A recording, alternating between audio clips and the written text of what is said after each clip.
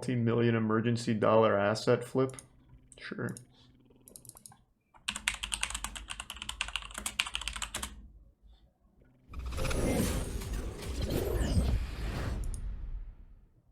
This video is brought to you by Surfshark. Stick around to hear more about the discount that they're providing to the entire upper echelon community. Okay, today's video is about the simulation genre, and more specifically, Emerge NYC. A bit of backstory here, I had never heard about this game personally until an email came through my inbox from what appeared to be a throwaway address, as in the person, I believe, wanted to stay This looks pretty fucking cool. Which prompted me to take a look after it discussed the idea of stolen material, flipped assets, and violated copyright. After a couple days of so catching every up game on on projects, I Steam was new finally able to releases. dive in, and here's what I found. A multi-million-dollar Steam game that possibly steals from, I want to say, 24 companies, give or take, including Rockstar, McDonald's, Pizza Hut, Seagrave, FSC, the Federal Signal Corporation, Capital One, KME, and a whole bunch more. Let's begin with some background. Emerge NYC is an emergency response simulation title on Steam with 2,600 Yep, that sounds about right. altogether achieving a mixed rating. The game is developed by FlipSwitch Games and costs $25. It was released in 2016 and became widely embraced as one of the better simulation titles for emergency response fans if you were willing to overlook some rough edges here and there. Is that a big community? Emergency response fans? Do we have any emergency response fans in here? Have you heard of this game? But what he's describing right now is quite genuinely every single game on Steam in the new release category. Every single game that gets released on Steam, save for a few, is just asset flips and stolen assets. So I'm curious what makes this one so egregious. Originally conceived around 2010, perhaps even earlier, I'm not sure, the game had two phases of crowdfunding that included both Kickstarter and Indiegogo. The Kickstarter took place in June of 2014 and successfully raised $13,000 compared to a $10,000 target. Over the next 2 years, a game would materialize, and eventually, in late 2016, it launched on Steam under the title of Early Access. This was met with good results, it honestly was, and I'll talk later about the potential revenue from this title, but less than 2 months prior to this release, September of 2016, a new crowdfunding goal was put forward, this time on Indiegogo, for $100,000, of which $44,000 Let's go! was raised. That's a bit of a strange timeline, at least in my Well, heads up, I don't recommend crowdfunding services without doing like a ton of research on the people behind it. But I'll give you a little pro tip. If you ever go on Indiegogo and see flexible goal, just know that it's a scam. Opinion, because $100,000 of crowdfunding that is only ever used by people that are scamming. Less than 2 months away from the actual Steam release of the game would indicate, I don't even really know. It spurs the question. Team C's? That's a donation. Why wouldn't donation is different than crowdfunding. Crowdfunding is when you are basically an investor into something. So you're giving $50 here and expecting this in return eventually. That's super different. What are you talking about? They just wait until the game released on Steam and see what the response was, instead of crowdfunding 10 times their previous goal a couple of months before the actual launch, but years after they had first started, and presumably after the game was largely or fully constructed. To me, it's a strange origin story. It really is, but that's just the beginning. November of 2016, the game goes live and quickly starts to rack up sales. Based on a rudimentary estimate, according to a PC Games study and calculated by Simon Carless, one can reasonably assume between 58 and 63 copies sold per singular public Steam review. And this number actually increases dramatically pre-2017. That's an interesting stat. 2016, but for the sake of math, we can leave it at around 60.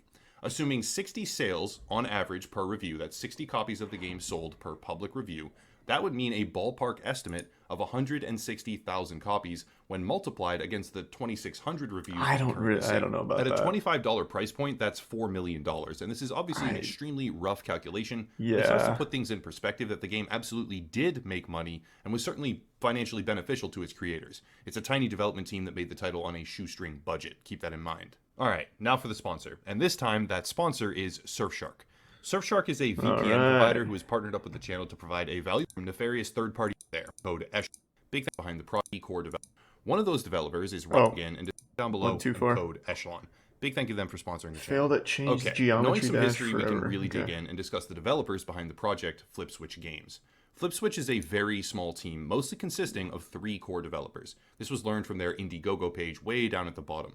One of those developers is Rafael Fernandez, 21 years old at the time.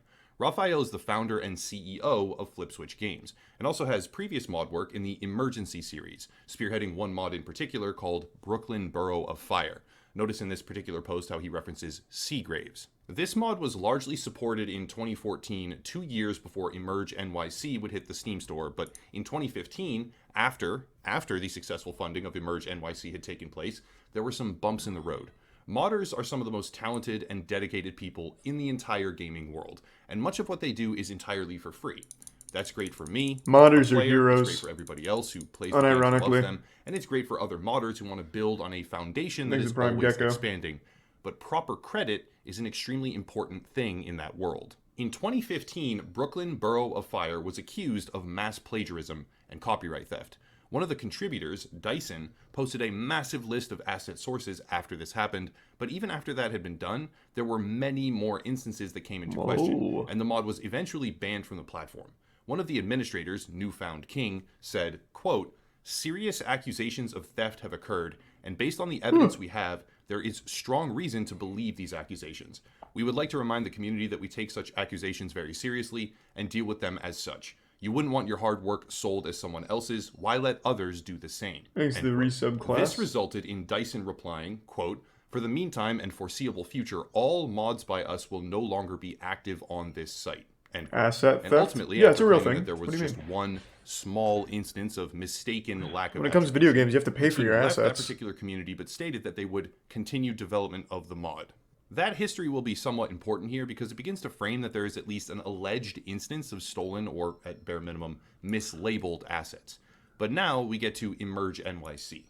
This is where I have to say a few things because I'm not sitting here defending the honor of giant corporations. That's an idiotic thing to do. And not true. Apple fans do it all the However, time. when a small dev team is playing fast and loose, to put it kindly, with this many different companies, it's probably not a sustainable pattern. Might be tomorrow, might be a year from now, might be never, but when you are building your entire game on a foundation constructed by others and failing to actually understand the various pitfalls for that, it's not a reliable way to foster longevity in your growing community. Let's give some examples here. This game looks NYC fucking is awesome. Overflowing with identical assets to those found in GTA 4. How this happened, I don't know. Why this happened, I don't know. But there are numerous examples of entire buildings, shop combos, and corner stores that are exactly the same as what appears in GTA 4. This could be the result of a licensing deal or a generically purchased asset pack from a store, maybe. But I find that hard to believe when you consider the scope of GTA 4 and, at that time, the extremely limited resources behind Emerge NYC. It's just an homage. Furthermore, GTA isn't the only example. It turns out that the game contains straight-up logos from Pizza Hut or McDonald's. I couldn't find this next one myself, but read it elsewhere.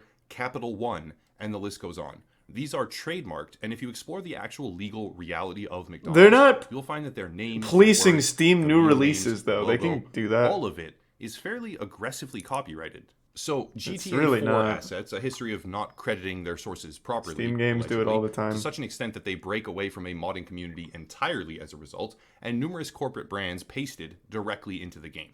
That's a pattern, to be sure, but there's more. Did you know that emergency response sirens are copyrighted? Personally, I had no idea until I looked it up for this particular story, but there is a company called the Federal Signal Corporation, which holds a trademark over pretty much all the sirens you can think of. Most iconically, they are the owners of a fire truck Q signal, which has different variations, of course, but is widely recognized by the greater United States population. That's fucked. The thing about simulation games is that they rely on accuracy, and since emergency response vehicles themselves are all extremely well-known, these developers decided to replicate them as closely as humanly possible, while not being affiliated in any way with the owners of that copyright. Now, it's possible that they have a licensing contract for some of these models, logos, no, and it's impossible. I'll tell you right now. Resources at that time, especially, I find it almost completely impossible to imagine that the lion's share of these many different vehicles, logos, and sounds would be legally displayed in this game. But it goes further, and this part is incredibly important because it kind of shakes up the narrative that they're just doing all of this for immersion and for the fans and to make it as realistic as possible. This is super important because it totally branches away from that narrative. Rafael Fernandez also sells, yes, sells, an app on both Android and iPhone, which seems to be a $7 compilation app on its own for the sirens in Emerge NYC. Unless I am completely mistaken, that would mean that he is now packaging and selling Federal Signal Corporation property as its own isolated application. Imagine he just gets locked up for life for this shit. Also, who makes mobile apps that cost $7 just to download? That's absurd. I find myself with a high degree of confidence on this, seeing as in their official Steam video, they even have a screen that explicitly states that all in-game sirens work exactly like the real world. Honestly, this is just the tip of the iceberg. I spent maybe 2 hours poking around YouTube looking at gameplay videos, and I found dozens of examples where the game is using clearly copyrighted content that even major AAA video games avoid. You know what? I'm super curious. I bet right now, if I went on Steam new releases, I would find 4 games just like this that are just using copyrighted material. I don't know why this one's the one being singled out. This doesn't even seem particularly egregious. Give me 1 second. Let me pull up Steam. We do bad game nights like once or twice a month. Well, more than that usually. And we see at least 100 of these fucking games. Is there a sale going on? What the fuck is this? Why can't I find new releases? Oh, here. Sorry, I forgot to put the screen back. Where's the new release tab? What happened?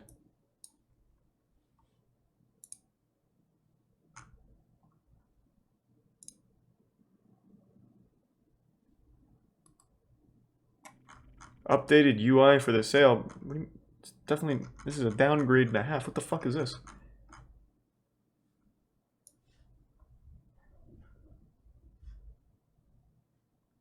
What? Okay. I'm looking really dumb right now because I can't navigate this UI to find new releases. You were there? No, that was top sellers. I guess I could have just gone from there. We'll just go from top sellers, I guess. But I need new releases.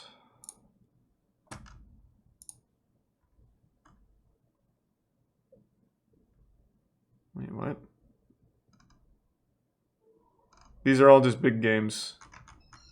Where's all the shitty game? How do I get to... Okay. Someone guide me. I'm lost.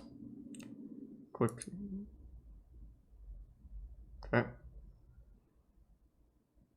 Year store. New releases queue.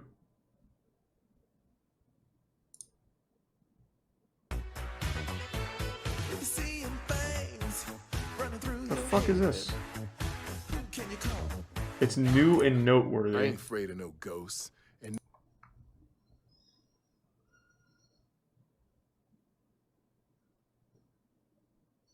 very top that says new and noteworthy, so not your store. New and trending, recently updated, popular and upcoming. I guess new and trending. New releases. Here, thank you, here it is. Okay, let's see. Let's see if we get lucky. I'll just go for the last 2 days. Where's all those simulators at? Well, here, actually, let me narrow it down a little bit to increase our odds.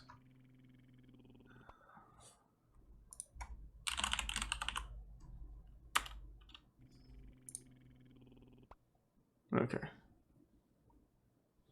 Thanks to the resub, Sam Boney. Bakery Biz Tycoon. Oh my god. I wouldn't even recognize. That's probably definitely asset flips, but I'm not going to even bother.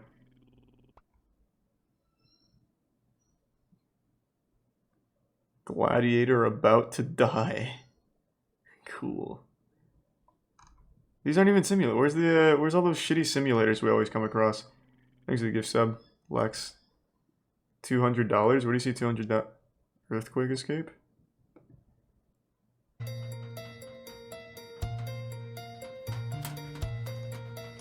It looks like $200 to me. Yeah, but I mean, this is Steam in a nutshell.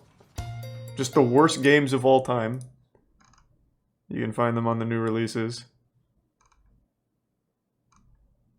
Wow, this is really unlucky.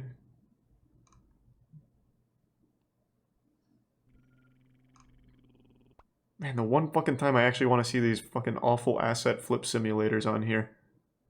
Thanks to the resub, Hova. No, Farming Simulator 2022 is like a real thing. Damn, man. Tough. Sober Driver.